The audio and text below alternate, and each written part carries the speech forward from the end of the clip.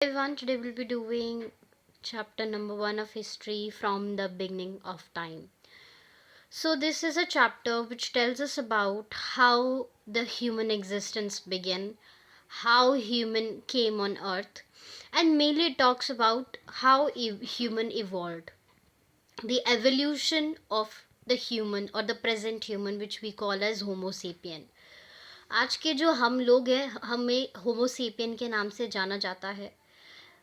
History के अंदर, इतिहास के अंदर बहुत से ह्यूमन के स्पीशीज़ एग्जिस्ट करते थे, लेकिन विद टाइम वो सब एक्सटिंक्ट हो गए, यानी ख़त्म हो गए due to the natural circumstances, and at the end only homo sapien managed to live, managed to sustain, and this is the law of nature. जो सस्टेन कर पाएगा वही जी सकता है, यानी कि जीने की भी एक लड़ाई है, जिसे जो जीतेगा या जो उसमें अडेप्ट कर पाएगा वही इस धरती पर रह सकता है।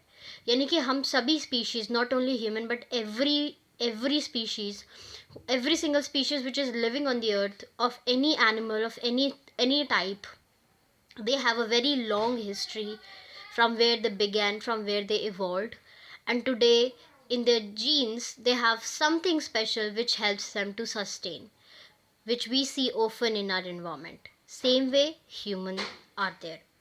तो आज हम मेनली इस बारे में बात करेंगे कि जो ह्यूमन है वो इवॉल्व कैसे हुआ, और एट द एंड आते आते हम हमारे जैसे इंसान कैसे दिखने लगे, and will talk about the nature of those human, कि वो कैसे कैसे रहते थे, क्या खाते थे, क्या करते थे। तो this we will learn in this chapter, not very detailed but very short one, क्योंकि यूँ देखा जाए तो ह्यूमन की हिस्ट्री बहुत बड़ी है। So let's begin with the topic. जो भी आपके नेक्स्ट जो आपकी इंट्रोडक्टरी पार्ट और थोड़ा सा जो आपकी हिस्टोरिकल सोर्सेज में बताया गया है in the first 2 pages, I will be explaining that right now. So first, human like creature was existed like 5.6 million years ago. अब यहाँ पे human like बोला गया, यानी कि human जैसा. It was seemed to be like a human, but वो human नहीं था. Okay, you need to note this. वो ह्यूमन नहीं था, बट वो एक तरीके से एंसेस्ट्रल फॉर्म था, उससे धीरे धीरे करके इवॉल्व होके ह्यूमन बना. एक तरीके से आप कह सकते हो एप्स या मंकीज की स्पीशीज में से कोई आपको दिखा, वो 5.6 मिलियन ईयर्स अगो हुआ. उसके बाद ह्यूमन बीइंग जो हमारी तरह दिखते हैं वो एक्चुअल में 1,60,000 ईयर्स अगो देखने को मिला. यानी कि प्रॉपरली ह्यूमन का कोई इंसेस्टर जो जिसे हम देख के कह पाए कि हाँ यार ये ह्यूमन जैसा ही दिख रहा है. So this is something which is written in the introductory part. उसके अलावा आपको बहुत कुछ पता चलेगा कि जो पहले के ह्यूमन बींग्स से इतनी कैपेबिलिटी रखते थे कि वो केव पेंटिंग्स बनाया करते थे, वो स्टोन टूल्स बनाया करते थे. तो they did a great job. So basically वो इतना सब कर पाते थे. लेकिन जो हमारे मोस्ट ऑफ द पीपल थे, जैसे 200 साल पहले की बात, करीब आप 2 सेंचुरीज पहले की बात कर सकते हो, तो जब नई नई ऐसी सोच डेवलप होनी शुरू हुई कि ह्यूमन एनिमल से क्रिएट हुआ, या ह्यूमन हमेशा से हम ऐसा नहीं था जैसे हम हैं अभी, तो फिर वो लोग थोड़े से रिलक्टेंट, वो लोग ये कहने लगे नहीं नहीं ऐसा नहीं है, ये तो गलत है. चलो अब ज़रा ये देखते हैं कि हिस्टोरिकल सोर्सेस क्या कहते हैं. तो जो एविडेंसेस हमें मिले, लाइक एक्सकवेशन से, ढूंढने से, ठीक है, छानबीन करने से, तो फॉसिल्स, स्टोन टूल्स और केव पेंटिंग्स, हमें ये 3 चीज़ें मिली जो हमारे लिए एक हिस्टोरिकली एक सोर्स बनी. सोर्स यानी एक तरीका जिससे हम ये बोल सकते हैं कि हाँ हाँ ह्यूमंस एग्जिस्ट करते थे, या ह्यूमन ये भी करा करते थे. फॉसिल्स का मतलब है कि मतलब कोई डेड रिमेनिंग्स, अगर उसकी इम्प्रिंट्स आपको किसी, मतलब मान लो कि कोई इम्प्रिंट है या कोई हड्डी है, वो किसी धीरे धीरे करके किसी स्टोन में प्रिजर्व हो गई, उसके इम्प्रिंट्स रह गए. तो ये होता है कि अगर हड्डियाँ प्रिजर्व रह जाती हैं कई समय तक, अगर प्लांट हो या एनिमल हो, तो वो उसकी फॉसिल बन जाती है. कई बार ऐसा होता है कि हड्डी नहीं मिलती बट उसके इम्प्रिंट्स यानी उसकी छपे हुए उसकी हड्डियों के छाप हमें मिल जाती है. तो हम उससे भी चेक करते हैं कि वो किसका है, वो देखने में क्या लग रहा है कि वो कौन सा एनिमल का हो सकता है, किसका हो सकता है.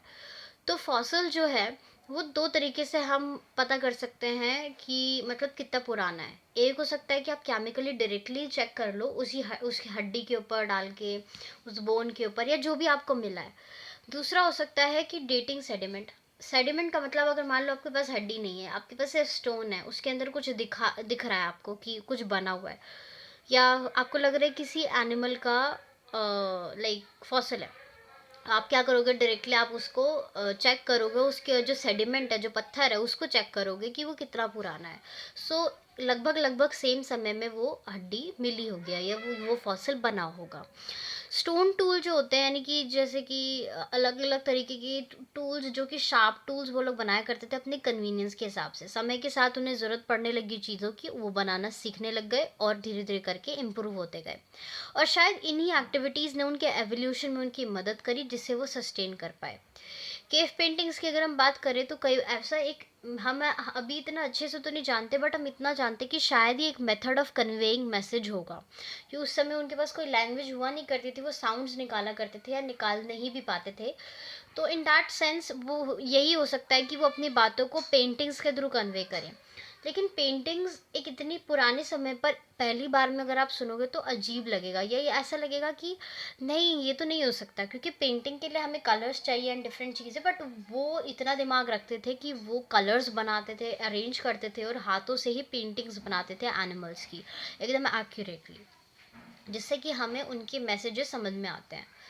उसके बाद reluctance due to old beliefs. अब ये कहा जाता है कि जैसे जो यूरोपियंस थे, ठीक है, मेनली क्या हुआ ना, थोड़ी यूरोपियंस की जो सोच थी वो थोड़ी सी ना सीमित थी, क्योंकि वो न्यू थॉट प्रोसेस को इतनी जल्दी ग्रास्प नहीं कर पा रहे थे, क्योंकि वो थोड़े से पुरानी सोच वाले थे।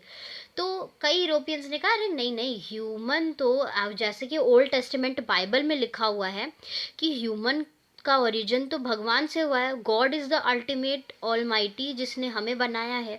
तो फिर ऐसा कैसे हो सकता है कि हम इवॉल्व हुए, या हम एग्जिस्ट ही नहीं करते थे और धीरे धीरे करके एग्जिस्ट करना शुरू हुए।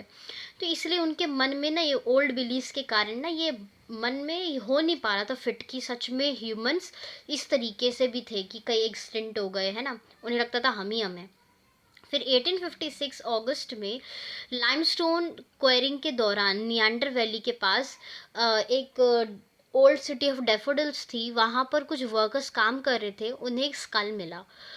उस स्कल को उन्होंने लोकल स्कूल मास्टर को दे दिया, उसका नाम था कार्ल फिलरोट।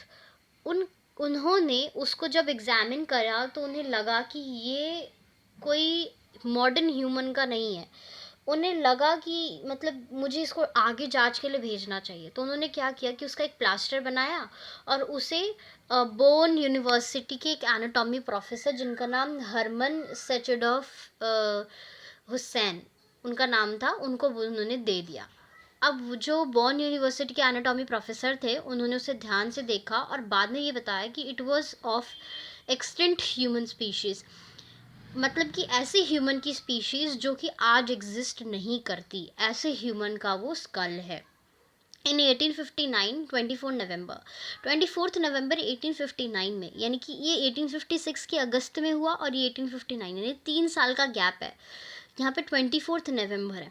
चार्ल्स डार्विन बहुत ही फेमस साइंटिस्ट, जिन्होंने बहुत अच्छी एक ओरिजिन ऑफ स्पीशीज़ की एक थ्योरी है, एक रिपोर्ट बनाई प्रॉपर, जिसमें उन्होंने जिसको उन्होंने बनाया तो उनके 1250 कॉपी सोल्ड, यानी बिक गई एक ही दिन के अंदर। इतना अच्छा उन्होंने क्या लिख दिया, उन्होंने इतना अच्छा ये लिखा कि कैसे ह्यूमन इवॉल्व हुआ, ह्यूमन दूसरे एनिमल्स से इवॉल्व हुआ और इवॉल्व कैसे हो पाया, ये सारी थ्योरी उन्होंने उसमें लिखी थी। तो I hope this is helpful, you can just take a photo if you want. Let's move to the next part. अब नेक्स्ट आते हैं हम प्राइमेट्स पे। अब हम बात करेंगे कि ह्यूमन कैसे इवॉल्व हुआ धीरे धीरे करके, ठीक है। तो लाइक थ्योरीज क्या कहते हैं कि एक प्राइमेट नाम का एक बहुत बड़ा ग्रुप हुआ करता था, ठीक है। प्राइमेट के अंदर वो सारे मैमल्स थे, जो कि मतलब जैसे एप्स एंड मंकीज, जो कि लाइक जिनका पीरियड, ओके, गेस्टेशन पीरियड बहुत लंबा होता था। जैसे ह्यूमंस में जो बेबी है उसको कंसीव 9 महीने के लिए करती है मदर, सेम वे प्राइमेट्स भी ऐसे ही थे। उनका कंसीव करने का जो लाइक वो रहता था समय, ड्यूरेशन वो भी बहुत लंबा रहता था। उसके अलावा long gestation period and body hair, बहुत बॉडी हेयर भी रहता था उनके। अब क्योंकि हम इवॉल्व होते गए, हमें ज़रूरत नहीं है बॉडी हेयर की, इसलिए बॉडी हेयर बहुत कम हो चुका है। लेकिन पहले बॉडी हेयर की बहुत ज़रूरत पड़ती थी, जस्ट लाइक मंकीज़, एप्स। उसके अलावा डिफरेंट टीथ, ठीक है, और बॉडी टेम्परेचर को कॉन्स्टेंटली मेंटेन कर पाना, ये सब प्राइमेट्स के अंदर था। मेनली आप ये समझ सकते हैं कि जो ह्यूमन के पूर्वज रहे, जो बंदर रहे, जो एप्स रहे, वो सारी की सारी प्राइमेट्स की ओवरऑल कैटेगरी में आया करते थे। प्राइमेट्स के अंदर फिर बाद में होमिनॉइड्स एंड होमिनाइड्स दो ग्रुप्स बने। होमिनॉइड्स नाम लंबा है तो पुराना है, और होमिनाइड्स नाम छोटा है, मतलब एक शब्द का ही डिफरेंस है। यहाँ पे सिर्फ ओ आ गया एन के बाद, यहाँ पर ओ नहीं है, तो सेम स्पेलिंग है, बस यहाँ एन के बाद ओ आ जाएगा तो पुराने वाला हो जाएगा। जो पुराने वाले थे, यानी कि वो मतलब एक तरह से एप्स ही थे, अभी भी एप्स ही थे, बट वो थोड़े थोड़े चेंज होने लग गए, बहुत माइन्यूट से चेंजेस आए हैं, आप देखोगे अभी। तो ये एप्स थे, और इनके अंदर कैसा था, ये 24 माया, यानी कि मिलियन ईयर अगो। हमने अभी अभी पीछे जो इंट्रोडक्शन है उसमें पढ़ा था कि 5.6 मिलियन ईयर्स अगो अराउंड हमें कोई ह्यूमन लाइक क्रिएचर अपनी अर्थ पर नज़र आया था। ह्यूमन लाइक क्रिएचर, ये जो है हमारे प्राइमेट्स के अंडर ही आता था, यानी ये मोर लाइक एप्स ही था, ये मोर लाइक क्या है, एप्स ही थे ये स्मॉल ब्रेन्स, लार्जर जॉस। इनका जो दिमाग था वो छोटा था, मतलब कि जैसे हमारा दिमाग काफ़ी बड़ा पार्ट है हमारे सर का, स्कल का, वैसे उनके दिमाग बहुत छोटे थे, जॉस बड़े बड़े थे। Because they use to live on trees, तो वो 4 पैरों से ही चलते थे, ट्रीज पे मोबिलिटी के लिए, आसानी के लिए ट्रीज पे ही रहते थे, और ट्रीज पे ही खाते थे। एंड ऑब्वियसली क्योंकि वो ट्रीज पे रहते थे तो mostly they fed the things coming from the tree itself. उसके बाद होमिनाइड्स जो थे वो थोड़े से इसके एडवांस वर्जन थे।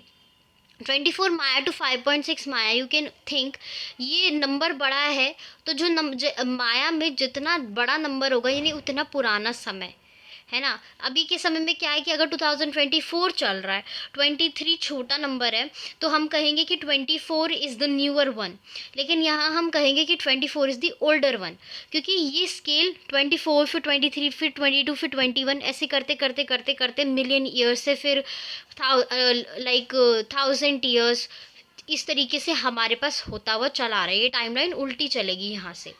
तो 24 मिलियन ईयर अगो बहुत पहले की बात, 5.6 मिलियन ईयर अगो यानी अभी, मतलब ये थोड़ा सा नया समय है। इस समय में काफ़ी चेंजेस आ चुके हैं हमारे प्राइमेट्स के अंदर। पहले वो एप्स थे, अब वो काफ़ी सारी कैटेगरीज में बटने शुरू हो गए, जैसे होमो और like Australopithecus. Australopithecus is more like an ape only, लेकिन जो होमो है, आप खुद ही देखो, होमो एस्ट्रालोपिथिकस का जो जो ओरिजिन है वो कुछ 5.6 मिलियन ईयर अगो हुआ है।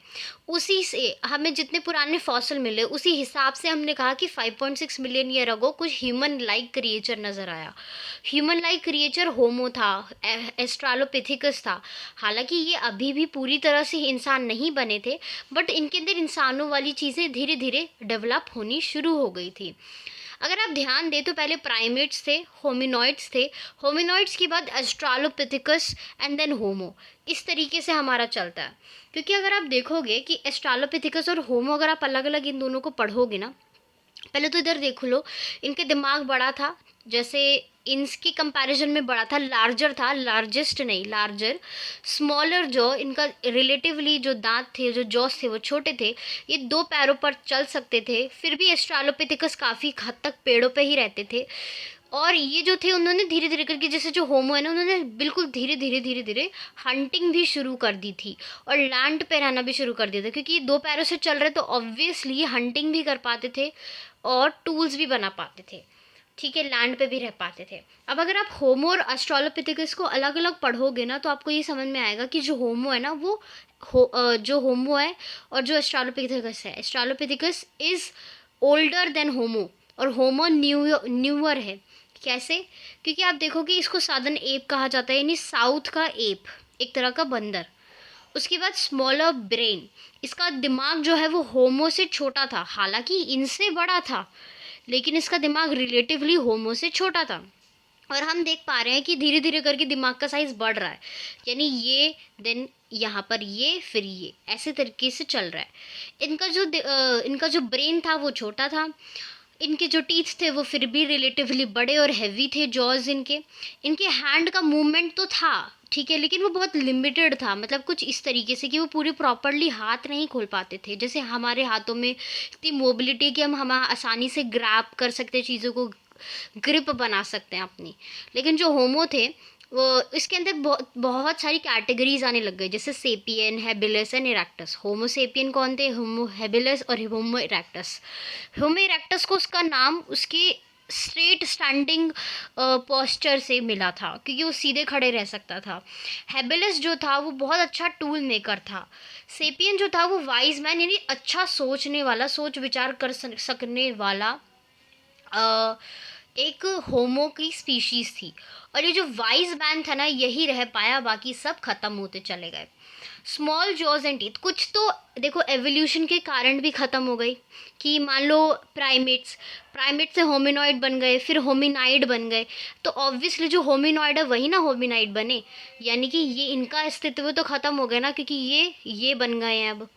अब इसके बाद क्या हुआ कि धीरे धीरे करके यहाँ पे आ गए। फिर इन लोगों में आपस में ये था कि कौन बेहतर रह पाएगा, तो विद इन्वायरमेंट, जैसे अब मान लो कि फ्रीजिंग ठंडी हो रही है बहुत ज़्यादा, उसमें कौन सरवाइव कर पाया, ठीक है, कौन सरवाइव कर पाया बिना पेड़ों के। जब बहुत सर्दी पड़ी, जब पेड़ सूख गए, ठीक है, आइज एज आ गया, तो तब कौन सरवाइव कर पाया अर्थ पे। ये बहुत इंपॉर्टेंट फैक्टर था। Survival of the fittest theory दी गई है ना, तो सर्वाइवल ऑफ द फिटेस्ट यही कहता है कि जो फिट रहेगा ना वही सरवाइव कर पाएगा।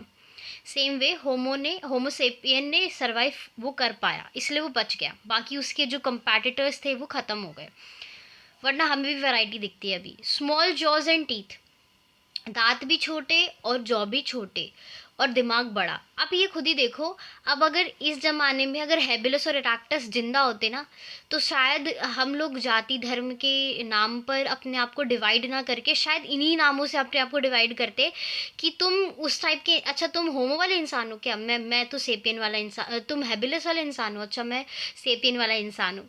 तो खुद ही सोचो कि कितनी डिफरेंसेस आ जाते हैं, लेकिन हम अभी एक ही हैं, हम होमो ही हैं, बट फिर भी हमारे में कितने डिफरेंसेस हैं, हम कितने डिफरेंसेस को है या नहीं भी है, बट हम उन्हें एडमायर नहीं करते कि हम बच पाए, सरवाइव कर पाए। हम एक दूसरे के साथ व्यवहार गलत करते, तो ये तो गलत है ना। फुल लाइक देखो यहाँ पर जो हैंड था ना, डेक्सटैरिटी, यानी कि पूरी तरीके से खोल पाना, बहुत पूरी तरह से यूज़ कर पाना। खुद ही देखो टूल बना रहे हैं, चल पा रहे हैं आराम से, अच्छे से सब कर पा रहे हैं।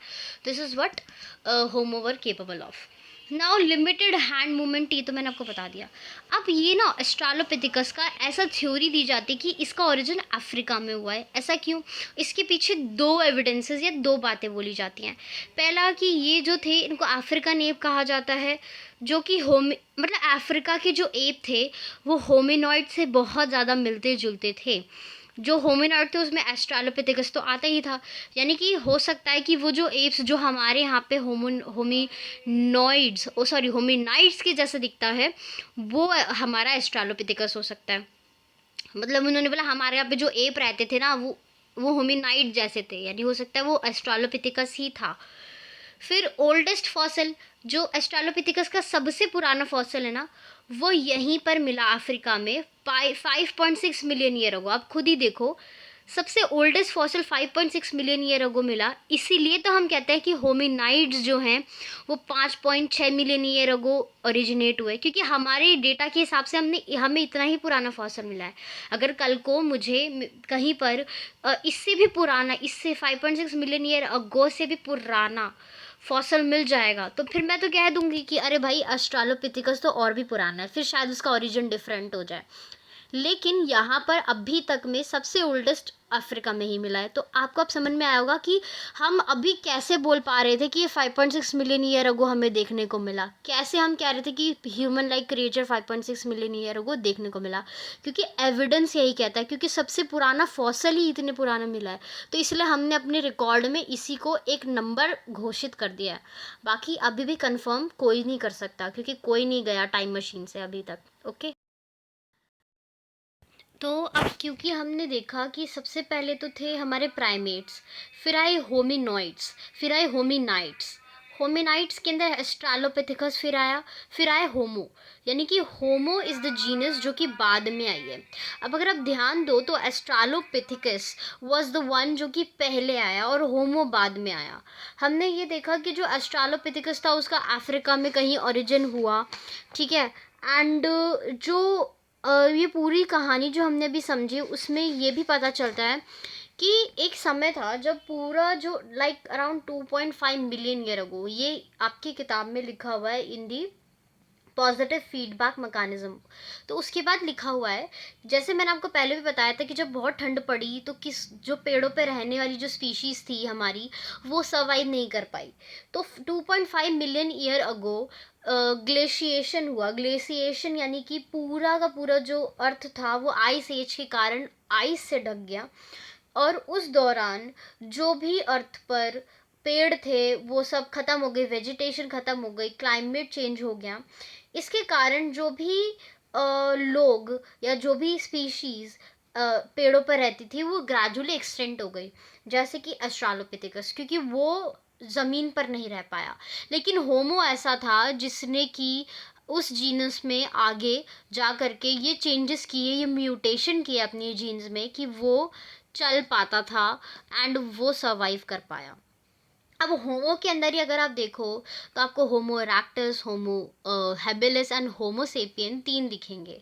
अब अगर हम इन तीनों के बारे में देखें तो होमो हैबिलिस, इसका जो फॉसिल है हमें ओमो यूथोपिया, ओलिवी गोज, तंजानिया, ये दोनों बहुत इंपॉर्टेंट है क्योंकि हो सकता है आपसे पूछ लिया जाए कि होमो हैबिलिस की फॉसिल्स हमें कहाँ मिले। तो तंजाना यूथोपिया, इन तंजानिया और यूथोपिया में हमें मिली।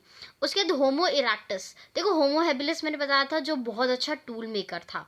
होमो इरेक्टस जो सीधे खड़ा हो सकता था, तो उसका फॉसिल हमें अफ्रीका, एशिया में बहुत सारी जगहों पर मिला, जिसके बहुत सारे नेम हमें बताए गए हैं, आप उनमें से कोई भी याद कर सकते हैं।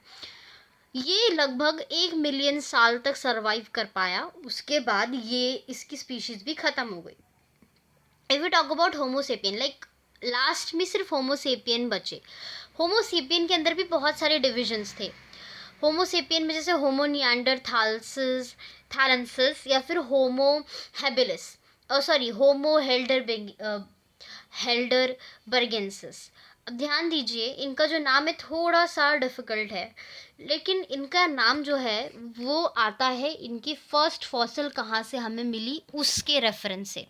अब अगर आप ये देखें निएंडरथालेंसिस, तो निएंडर वैली में जो सबसे पहले जो हमें मिला ना फॉसिल फील होमोसेपियन का, निएंडर वैली में ही मिला था इस स्पीशीज़ का, तो हमने उसका नाम होमो निएंडरथालेंसिस रख दिया। एक फॉसिल फ्यूल हमें होमो हेल्डरबर्गेंसिस, हिंडनबर्ग या हिंडनबर्ग जैसे हम कहते हैं, वहाँ पर हमें मिला। तो बर्गेंसिस पीछे लगा दिया, यानी कि वो यहाँ से हमें सबसे पहले मिला। आप देखिए तो निएंडरथैलेंसिस जो थे Europe and west central Asia में मतलब हमें इनकी जो भी फॉसिल्स है वो मिले। ये अराउंड 1,30,000 से लेके 35,000 ईयर्स तक सर्वाइव कर पाए, ठीक है। और वेस्ट यूरोप में 35,000 ईयर्स अगो हमें इसका लास्ट मतलब ये डिसअपियर हो गया उस समय, क्योंकि हमें उस समय इसका लास्ट मिला, उतना ही पुराना हमें इसका फॉसिल मिला, उससे पुराना हमें नहीं मिला, या उसके बाद का न्यू हमें कुछ नहीं मिला। होमो हेल्डरबर्गेंसिस को देखा जाए तो ये 0.8 टू 0.1 माया में एग्जिस्ट किया, देखने को मिला अफ्रीका, एशिया एंड यूरोप में, ठीक है। उसके बाद आप ये देख सकते हो कि लास्ट में मतलब यही है कि लास्ट में होमो सेपियन ही बचे थे, ठीक है, ये होमो निएंडरथैलेंसिस भी ख़त्म हो गए, होमो सेपियंस के साथ साथ ये इनकी ही कैटेगरी में इन्हीं के जैसे थे, लेकिन ये भी ख़त्म हो गए क्योंकि इनमें डिफरेंसेस थे ना, ये सारे डिफरेंट डिफरेंट थे। अच्छा, मैंने आपको फीडबैक मैकेनिज्म भी जब मैं समझा रही थी मैंने समझा दिया था। अब रिप्लेसमेंट इन रीजनल कंटिन्यूटी मॉडल आता है आपका, यहाँ से लेकर के जो हमारा जो नेक्स्ट टॉपिक है हमारी बुक में, दैट इज़ ऑल अबाउट कि कैसे ह्यूमन जो है वो मतलब अलग अलग जगहों पर कैसे पहुंचा, इसके बारे में है। उसके बाद हम अभी तो हमने सिर्फ इसके बारे में बात करी कि इनके फॉसिल्स हमें कैसे कैसे कहाँ कहाँ मिले और ये कैसे कैसे कितने पुराने पुराने हैं, ठीक है। अब जो नेक्स्ट हम पढ़ेंगे वो होगा कि वो कैसे खाना ऑब्टेन किया करते थे, यानी फूड कैसे लिया करते थे, जो पेड़ पे रहते थे वो पेड़ों से, या फिर वो हंटिंग के थ्रू, है ना, हंटिंग गैदरिंग के थ्रू। तो खाना ढूंढना ये लेने का भी 2 से 3 प्रोसेस था उनका। एक तो गैदरिंग, हंटिंग, फिशिंग, ठीक है, और स्केवेंजिंग, कि जो डेड एंड डिकेड एनिमल्स हैं उनको ढूंढना और उनको खाना, हंटिंग करना, जो कि सबसे डिफ़िकल्ट टास्क था। उसके अलावा गैदरिंग मतलब कि तोड़ तोड़ के फल फ्रूट लेके आना, खाना उसको, बेरीज को। उसके अलावा स्केवेंजिंग मैं बता चुकी थी, आई थिंक सो। तो hunting, gathering, scavenging and fishing, yes, fishing करना, ठीक है। अब ये सारी चीज़ें जो थी उसके थ्रू ये खाना ऑब्टेन किया करते थे, उनके भी हम कुछ एविडेंसेस देखेंगे। इसके बाद जो हमारा नेक्स्ट टॉपिक होगा वो होगा कि वो कहाँ रहा करते थे। तो फर्स्ट तो हम ये देखेंगे कि इतने जगहों पे पहुँचे कैसे। उसके बाद हम देखेंगे कि इनका फूड क्या क्या था, ये फिर ऑब्टेन कैसे करते थे, ठीक है, कि ये फूड कैसे ऑब्टेन करते थे।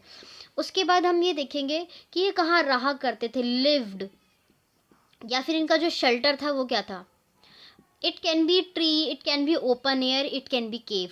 फिर हम केव्स के बारे में भी बात करेंगे थोड़ी बहुत, कि कौन कौन सी केव्स हमें देखने को मिली, ठीक है, उनके अंदर हमें क्या स्पेशल दिखा। फिर उसके बाद हम इसके बारे में भी बात करेंगे कि वो टूल कैसे बनाते थे, मेकिंग टूल, यानी कि वो टूल्स कैसे बनाया करते थे, टूल्स का आइडिया उनके पास कैसे था, कि वो कैसे कैसे स्टेप्स यूज़ करते थे वाइल मेकिंग देम, ठीक है, कैसे उसमें भी एवोल्यूशन कैसे आया धीरे धीरे करके। उसके बाद उन्होंने कम्युनिकेशन कैसे करी। अब कम्युनिकेशन कैसे करी, हमने स्टार्टिंग में ही बताया था, कि कम्युनिकेशन वो पेंटिंग्स के थ्रू किया करते थे। तो फूड में हम ये देखेंगे कि वो खाना कैसे प्राप्त किया करते थे। तो हंटिंग गैदरिंग के हमें कुछ अवशेष मिले जिससे हमें उनके बिहेवियर के बारे में पता चला। वो कहाँ कहाँ रहते थे वहाँ पर भी कुछ अवशेष मिले, टूल्स वगैरह मिले, जिससे हमें पता चला कि वो कैसे रहा करते थे। उसके अलावा जो टूल्स थे वो तो डायरेक्ट सोर्स है हमारे, हमने सोर्सेज में पढ़ा भी था। केव पेंटिंग्स तो कम्युनिकेशन में केव पेंटिंग्स कवर हो जाएगा। टूल्स, केव पेंटिंग्स, फॉसिल्स हम कर चुके हैं कवर। तो थोड़ा थोड़ा अब हम और आगे जाते जा रहे हैं। उसके बाद हम हसदा केव और हसदा के बारे में अर्ली एनकाउंटर्स में पढ़ेंगे, ठीक है। प्रेजेंट टू पास्ट, तो मेनली हमारा जो कम्युनिकेशन तक का टॉपिक है ना वो बहुत इंपॉर्टेंट है। फिर 1 से 2 हमारे पास बॉक्सेस है जिसको हमें पढ़ना है, and the chapter will be ended. Please give a little attention towards the name of the species and where their fossil were found, ठीक है, जैसे ओमो, ओल्डिविया गॉज, क्योंकि आपसे पूछा जा सकता है कि इसका फॉसिल कहाँ मिला, कब मिला। तो थोड़ी सी डेट्स, मेनली जो हल्के फुल्के डेट्स आपको मैंने दे दिए ना ड्यूरिंग द फ्लो चार्ट, आप उसे याद कर लीजिए। ये जो टॉपिक्स है मैं अगली वीडियो में कवर करूँगी। So thank you.